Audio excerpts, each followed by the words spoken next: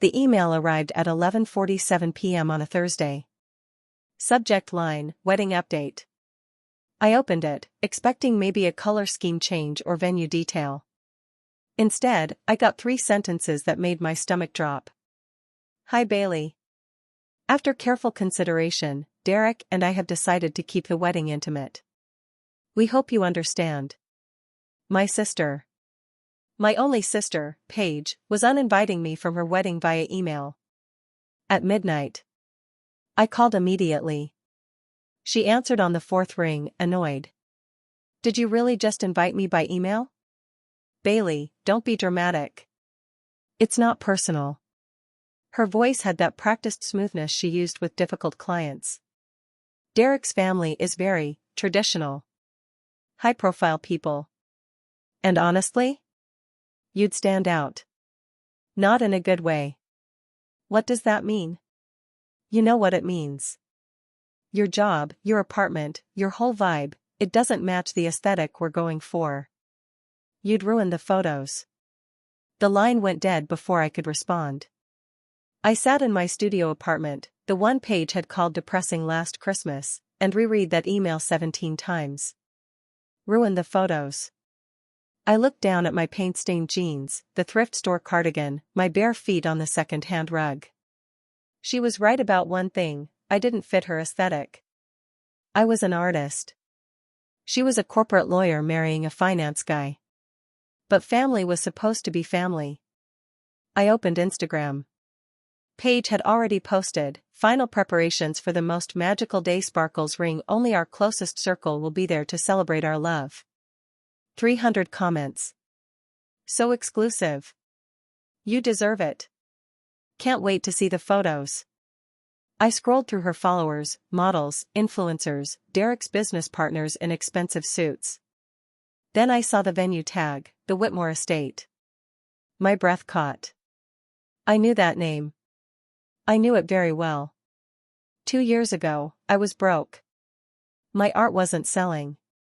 I was working 3 jobs, barista, dog walker, night shift at a call center.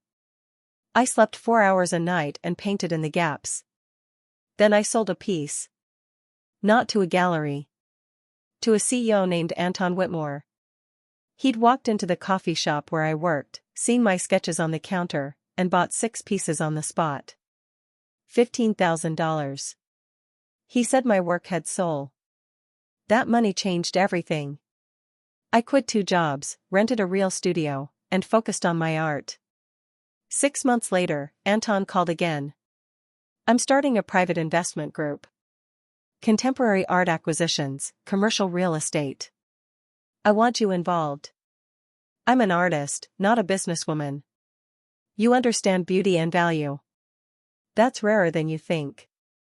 Come work with me. So I did. Part-time at first, then more. I learned about property acquisition, aesthetic development, and investment portfolios. Turns out, I was good at it. Really good.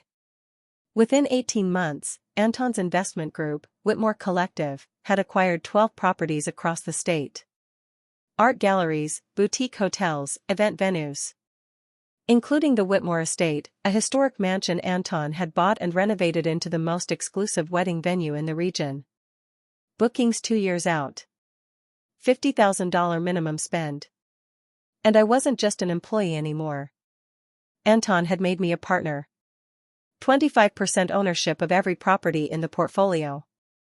Including the venue where Paige was getting married in 6 weeks. I pulled up the booking contract on my laptop. There it was, Paige Summers and Derek Castellano. September 16th. The Whitmore Estate. Total contract value, $87,000. My sister, who'd uninvited me for not fitting her aesthetic, was getting married at a venue I partially owned. I called Anton. I need a favor. Absolutely not, Anton said when I explained the situation. Bailey, I know you're hurt, but we can't interfere with a booked event. I'm not asking to cancel it. I just want to attend. As venue management. Silence on the line. Then, you want to do what?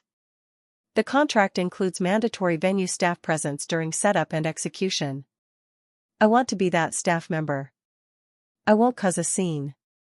I just want to see her face when she realizes who owns the place she chose because it's exclusive enough for her standards. Anton sighed. This is petty. This is business. I'm a partner. I have a right to oversee our properties. Fine. But Bailey, don't make me regret this. I hung up and looked at Paige's Instagram again. Her latest post showed fabric swatches and floral arrangements with the caption, "Sparing no expense for perfection gemstone." Oh, Paige. You have no idea who's funding that perfection. The next week, Paige called. I almost didn't answer. Bailey, I need to explain something. Her voice had that fake sweet tone she used when she wanted something. It's not that I don't love you. It's just. Derek's family is very particular. His mother especially. They're used to a certain level of sophistication? I offered. Exactly. And you're wonderful, you are. But you're so bohemian. The messy hair, the vintage clothes, the whole starving artist thing. It's charming in small doses, but for the wedding? I need everyone looking polished. Cohesive. You understand, right? I bit my tongue so hard I tasted copper. Sure, Paige. I understand. I knew you would. You're the best. And hey, maybe we can do a sister lunch afterward to celebrate. My treat. After your wedding. After I'm safely out of your perfect photos. Sounds great, I lied. She rattled on about her dress, the flowers, the celebrity photographer she'd booked. Every detail is carefully curated for maximum Instagram impact. And the venue, Bailey, you have to see it. The Whitmore Estate. It's where all the elite weddings happen. We're so lucky we got a spot. So lucky, I echoed. I spent the next 3 weeks preparing. Not for revenge, I'm not cruel. But for revelation. I went through every detail of the Whitmore Estate contract with our events coordinator, Simone. She was the only person besides Anton who knew about my family situation. You're really doing this?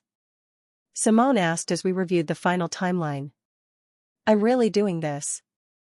I looked at the site inspection schedule. When does the wedding party arrive for their final walkthrough? 2 weeks before the ceremony. September 2nd. She grinned.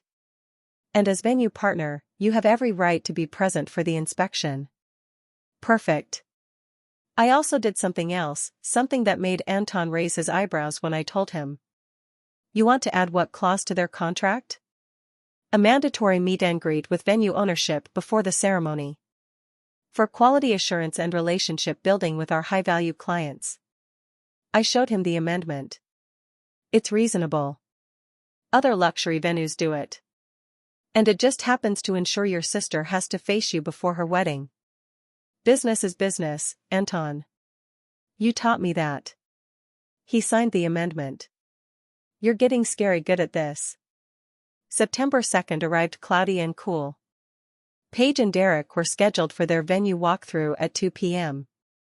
I arrived at noon, wearing tailored black slacks, a cream silk blouse, and heels that made me 3 inches taller. My hair was professionally styled. Makeup flawless. I looked like I belonged in a boardroom. Simone whistled when she saw me. Bailey Summers, you clean up terrifyingly well. That's the point. I checked my watch. They'll be here in 2 hours. Let's make sure everything is perfect. The Whitmore Estate looked spectacular. Marble floors gleamed. Crystal chandeliers sparkled. The garden where ceremonies were held bloomed with late summer roses. At 2:03 p.m., I heard voices in the main foyer.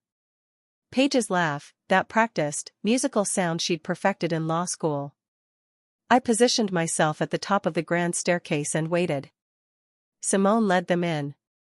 Mr. Castellano, Miss Summers, welcome to the Whitmore Estate. Let me introduce you to our venue partner who'll be overseeing your event. Paige looked up. Our eyes met. Her face went completely white. Bailey?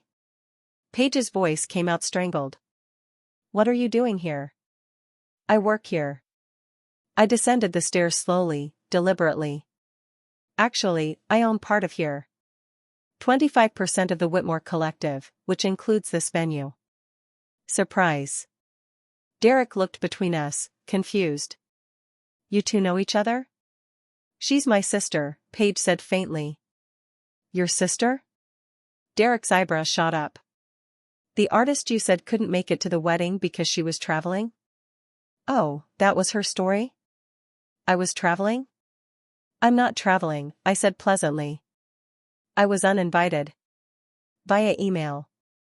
At midnight. Because I would ruin the photos. The silence was exquisite. Derek's face darkened as he turned to Paige. You told me she couldn't come. You said she was supportive but had a work conflict. Paige stammered. Derek, it's complicated. Seems pretty simple to me, I said. But that's between you two. I'm just here in my professional capacity to ensure your wedding goes smoothly. At my venue. Paige's mouth opened and closed like a fish. The walkthrough was agonizing. For Paige, anyway. I thoroughly enjoyed it. The ceremony space seats 200, I explained, leading them through the garden. We provide vintage chairs, handcrafted by local artisans. The photographer platform is here, with optimal lighting until sunset. Paige hadn't said a word since the staircase revelation. She walked 3 steps behind Derek, face burning red. Derek, to his credit, kept asking questions. The catering kitchen, can we tour that? Of course. I led them inside. We have partnerships with 5 premium caterers. All locally sourced ingredients, customizable menus. Though I see you've already selected Marchand's, excellent choice. They're pricey, but worth it. How pricey? Derek asked. I consulted my tablet. Your current catering contract is $23,000. That includes the 7-course tasting menu, premium bar service, and specialty desserts. Paige made a small choking sound. Is that a problem? I asked innocently. No, she whispered. It's fine. Great. Let's discuss the florals. In the floral room, surrounded by sample arrangements, Derek finally addressed the elephant. So, Bailey. Paige said you're an artist. How did you end up in luxury event management? I got lucky, I said honestly. Anton Whitmore, the founder of Whitmore Collective, bought some of my paintings 2 years ago. He saw potential in me beyond just art. Taught me about property investment, aesthetic curation, business development. Turns out I have an eye for what makes spaces valuable. That's incredible, Derek said. Paige remained silent. It is. I went from sleeping 4 hours a night working 3 jobs to co-owning 12 properties before I turned 30. I smiled at Paige. Funny how life works out. Paige's jaw was so tight I thought her teeth might crack. Your sister never mentioned you were an entrepreneur, Derek said. Didn't she? Well, we don't talk much. I checked my tablet again. Now, about your floral budget, you're currently at $15,000. The designer you've selected is top tier. Her roses alone cost $200 per stem. Per stem? Derek's eyes widened. Paige finally spoke. It's fine. We can afford it. Of course you can, I said smoothly. Your total contract is $87,000. Very reasonable for a venue of this caliber. As we finished the tour, Simone pulled me aside. Bailey, there's something you should know. Their deposit check bounced last week. My eyebrows shot up. What? We contacted their wedding planner. She assured us a replacement check was coming, but it hasn't arrived yet. We're 2 weeks from the wedding, and their contract requires full payment 1 week prior. I glanced at Paige and Derek talking quietly by the fountain. They looked stressed. How much do they still owe? The full amount minus the $5,000 deposit that eventually cleared. So $82,000. I thought about the contract terms, the cancellation policy, the refund structure. What happens if they can't pay? Simone's expression turned serious. Standard policy, event cancellation, deposit forfeiture, venue released for rebooking. We have 3 other couples on our waitlist who'd jump at a September opening. This was getting interesting. That evening, Anton called. Simone told me about their payment situation. I know. Bailey, I need to know your intentions here. Are you planning to cancel your sister's wedding over a bounce check? I stared out my studio window at the city lights. No. That would be cruel. I'm not trying to destroy her day. Then what are you trying to do? Good question. What was I trying to do? I want her to see me, I said finally. Really see me. Not as the bohemian embarrassment or the struggling artist. I want her to realize that the person she deemed unworthy of her perfect day is actually the person making that day possible. That's surprisingly mature. I'm also going to make her ask me for help. Is that still mature? Anton laughed. That's the Bailey I know. What's your plan? Give them until 1 week before the wedding to pay. Standard policy. If they can't, I'll offer them a payment plan. But they have to request it directly from me. You're diabolical. I learned from the best. Paige's Instagram posts became increasingly frantic. Final countdown. 11 days. Ring sparkles. Details coming together perfectly cherry blossom. Cannot wait to marry my best friend 2 hearts. But I noticed something, the comments. People asking if they could still RSVP. Friends posting, why wasn't I invited? Her responses were vague, defensive. Then I saw a comment from someone named Bethany. Paige, I thought we were close? I'm hurt I didn't get an invite. Paige's reply, small wedding. Immediate family only. I screenshot it and sent it to my friend Corinne. Immediate family only. That's rich. Corinne replied, you should comment funny, I'm immediate family and got uninvited. I didn't. I'm petty, not publicly vindictive. But the temptation was strong. Here's where I need to ask you something, what would you do at this point? Your sister uninvited you from her wedding because you'd ruin the aesthetic. Then you discovered you own the venue she chose specifically because it's exclusive and expensive. Now her payment is in jeopardy, and she has no idea you hold all the cards. Would you walk away? Let the business side handle it professionally and stay out of it? Or would you wait, watch, and make her come to you asking for help? Drop your answer in the comments because I'm genuinely curious what you'd do. Me? I chose option 2. And here's why, it wasn't about revenge. It was about accountability. Paige had spent our entire lives treating me like I was less than. The artsy flake. The underachiever. She'd uninvited me from her wedding not because of space constraints, but because she was ashamed of me. She needed to learn that success doesn't look just one way. And that the people you dismiss might be the ones you need most. So I waited for her to realize exactly who she'd pushed away. The deadline arrived, September 9th, 1 week before the wedding. Full payment due. I was in my office at the Whitmore Estate when Simone knocked. Bailey, your sister's wedding planner just called. They're requesting an emergency meeting. Today, if possible. What's the reason? She wouldn't say. Just that it's urgent regarding the contract. I checked my calendar, pretending I didn't know exactly what this was about. I can fit them in at 4. At 3:58 p.m., Paige walked into my office alone. No Derek. No wedding planner. Just her, looking exhausted and scared. Bailey, we need to talk. I gestured to the chair across from my desk. Have a seat. Paige sat down carefully, like the chair might collapse. Her perfect composure was cracking. I could see dark circles under her concealer, her hands twisting in her lap. "I need to ask you something," she began. "And I know I have no right to ask, after everything. After uninviting me from your wedding via midnight email?" She flinched. "Yes. After that, Bailey, I was horrible to you. I know that now." "What changed your mind?" "Derek found out the truth. About why I uninvited you. We had a massive fight. He said." She swallowed hard.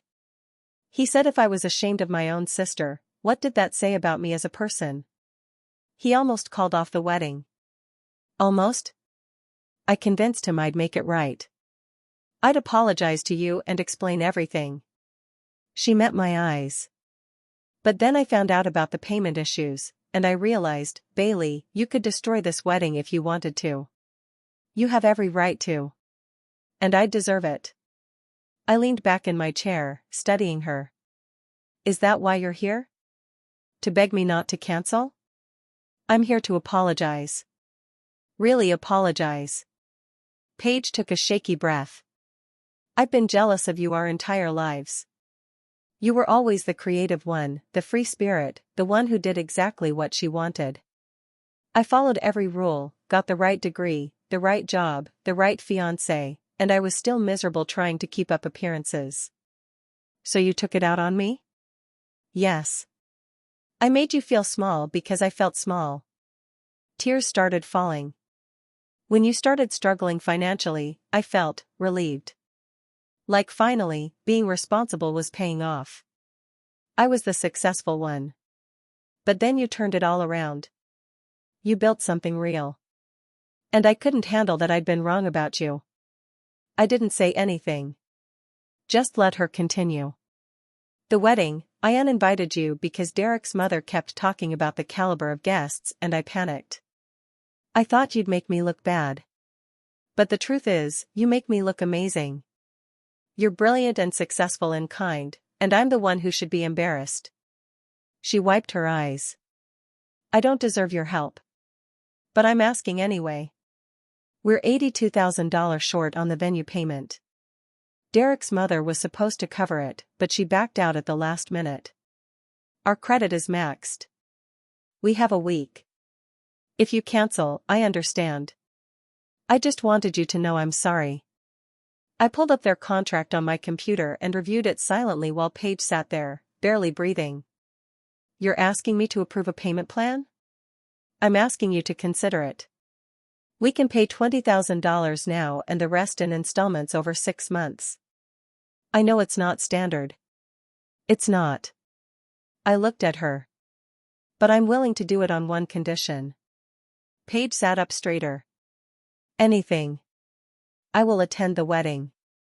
Not hidden in the back as venue staff. As your sister. Front row. In the family photos." Her face crumpled. "Bailey, of course. I want you there. I should have wanted you there from the beginning. You're my sister. And one more thing. You post on Instagram explaining why you uninvited me and why you were wrong." She paled. "You want me to publicly admit that you judged me?" "Yes. If you're really sorry, if you really understand what you did wrong, then you won't have a problem telling the truth." I crossed my arms. "Those are my terms. Take them or leave them." Paige was silent for a long moment. Then, "Okay. I'll do it." That evening, Paige posted. I watched it go live from my couch, wine glass in hand.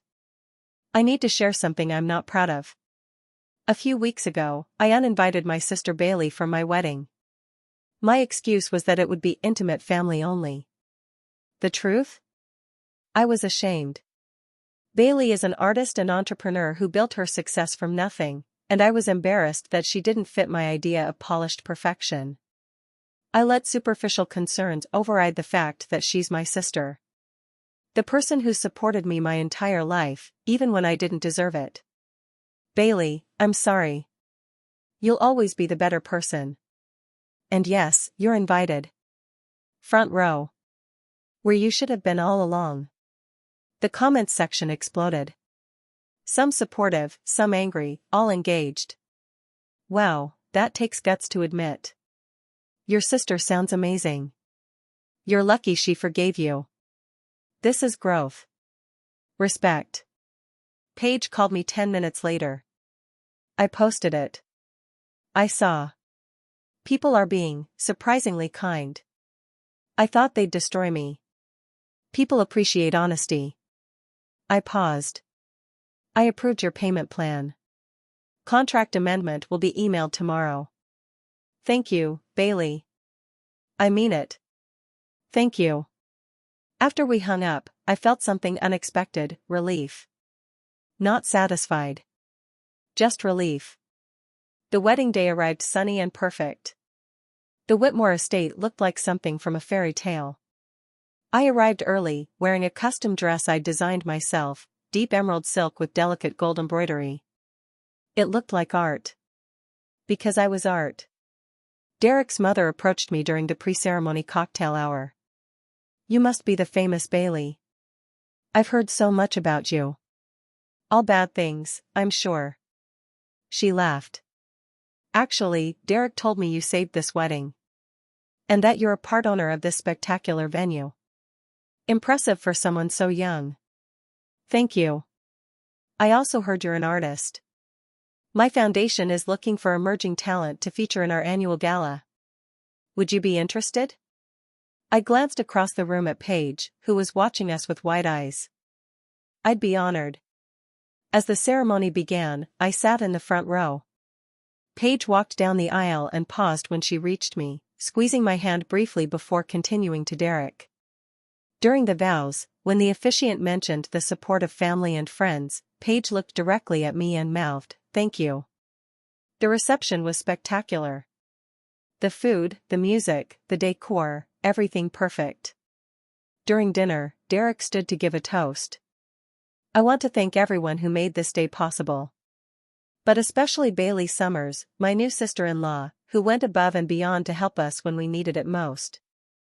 Bailey, you're an incredible person, and we're lucky to have you in our family. The room applauded. Paige was crying.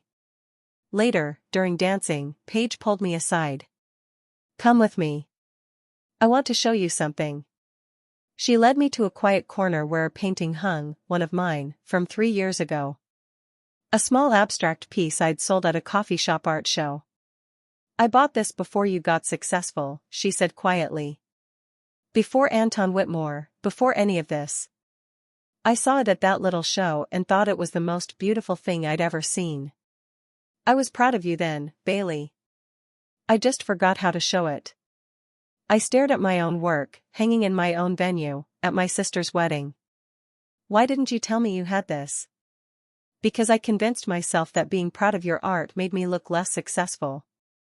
Like I was settling for a sister who wasn't making it. She wiped tears. I'm sorry it took almost losing you to remember what matters. 3 months after the wedding, Paige invited me to lunch. Not at some fancy restaurant, at our childhood diner, the one we used to go to with Dad before he died. I've been thinking a lot, she said over burgers. About success and what it means. I spent so long chasing this idea of perfection, but I was miserable. You were actually living. I was broke and exhausted for years, Paige. Let's not romanticize it. But you were doing what you loved. I was doing what looked good on paper. She pushed fries around her plate.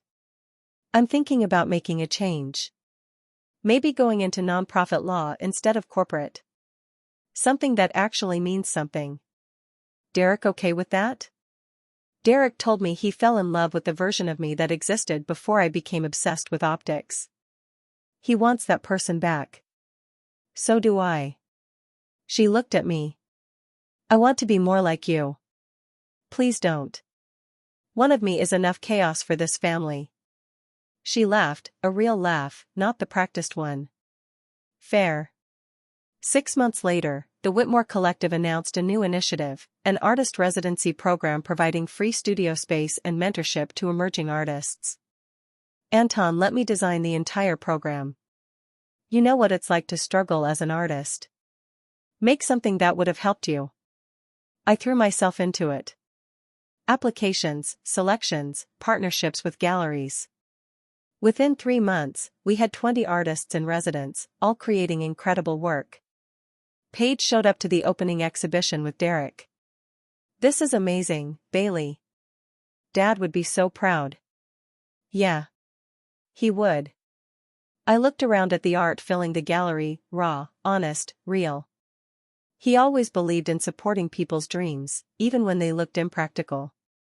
"Like yours did. Like mine did." I smiled. But they weren't impractical. They were just different. Paige hugged me tight. "I'm sorry I ever made you feel like something was wrong." "I know. And I forgive you." "Really?" "Because holding on to anger was exhausting. And life was too short to spend it punishing people who'd already learned their lesson." Today, I'm standing in my new office at the Whitmore Collective headquarters. Anton promoted me to Director of Creative Development. My art is featured in galleries across 3 states. And I just approved the contract for another wedding at the Whitmore Estate. My phone buzzes. Text from Paige, "Lunch this week?" My treat. "Want to hear about the pro bono case I'm working on?" I smile and type back, "Sounds good. Proud of you." Because that's what family does. We mess up. We hurt each other. But when it matters, we show up. A year ago, my sister told me I'd ruin her wedding photos because I didn't fit her aesthetic of success. She had no idea that I owned the venue where she'd planned her perfect day. That the struggling artist she was ashamed of had built something real while she was busy building an image. The irony was perfect. The revenge would have been easy. But forgiveness? That was the real power move. Because at the end of the day, I didn't need to prove I was successful. My life proved it. The work proved it. And the fact that I could choose grace over grudges proved it most of all. My sister learned what success really looks like. And I learned that being underestimated isn't always a weakness. Sometimes, it's the greatest advantage of all.